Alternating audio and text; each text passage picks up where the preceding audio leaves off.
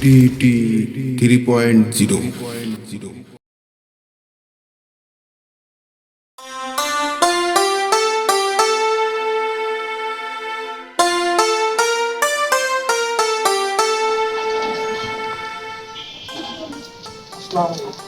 ওয়ালাইকুম আসসালাম।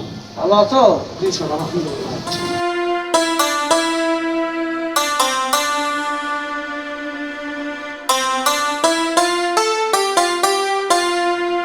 স্যার যে বাসায় এসে স্যার আসসালামু আলাইকুম। ওয়ালাইকুম আসসালাম। স্যারটা আসলে খুব ভালো মনের মানুষ।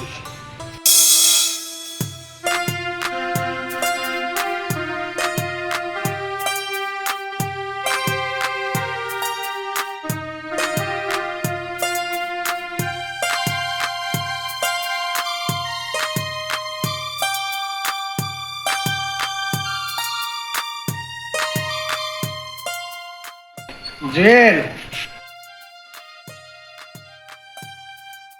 দিগান্ত শুনে যান।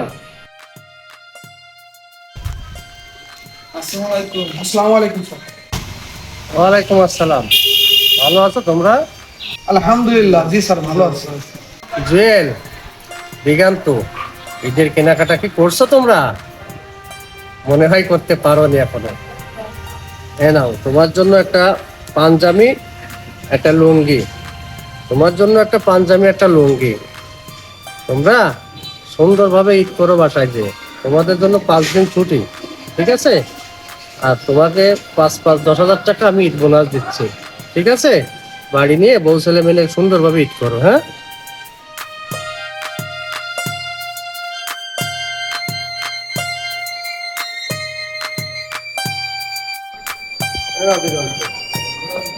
ভালো থাকো, হ্যাঁ? তাহলে তোমরা ঈদ করো। আল্লাহ হাফেজ। আল্লাহ হাফেজ। আসসালামু আলাইকুম। ওয়ালাইকুম আসসালাম। ভাই, আপনারা এত টাকা দিছে, একটা পাঞ্জাবি একটা লুঙ্গি দিছে, তারপর আপনি কানতেছেন কেন ভাই?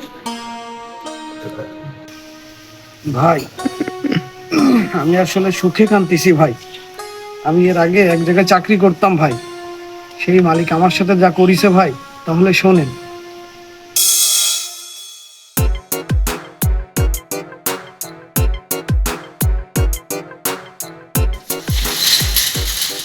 স্যার আসসালামু আলাইকুম। ওয়ালাইকুম আসসালাম।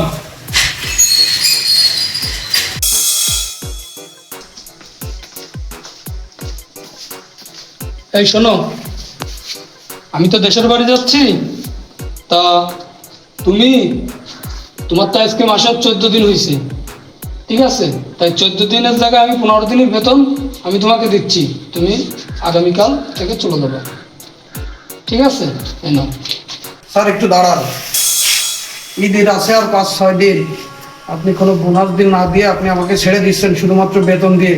আমারও তো বাড়ি বউ ছেলে মেয়ে আছে, তাদের কিছু কিনে দিতে হবে না? তোর বৌসাল মেয়েকে আমি দেখবো? আমি দেখার দায়িত্ব নিছি। একে মাসের আজকে 14 দিন, তোরা 15 দিনের বেতন দিছি, তোরা তো বেশি দিছি। তারপরেও তুই আমার কাছে বেতন চাচ্ছিস, আমার বোনাস চাচ্ছিস, কারণ কি? কি বলেন স্যার? স্যার এই সময় আমাকে বের করে দিয়েন না স্যার, আর মাত্র 5-6 দিন বাকি আছে স্যার। আমাদের যদি বোনাস না দেন তাহলে আমি কি করবো? নি আমার বউ বাচ্চা আছে, জামা কাপড় কিনতে হবে স্যার। আপনি এরকম করেন না স্যার, আমার এই ঈদের বোনাসটা অন্তত দেন স্যার। আর এই ফকিন্নির বাচ্চা, তুই আমার হাত ধরলি কোন সাহসে?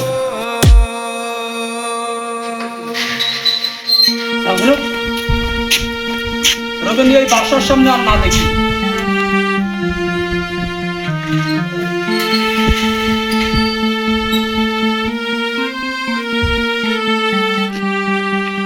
ঈদের আছে আর 4-5 দিন বাকি, আর আজকে বের করে দিল বাসা থেকে। এটা কেমন মহাজন!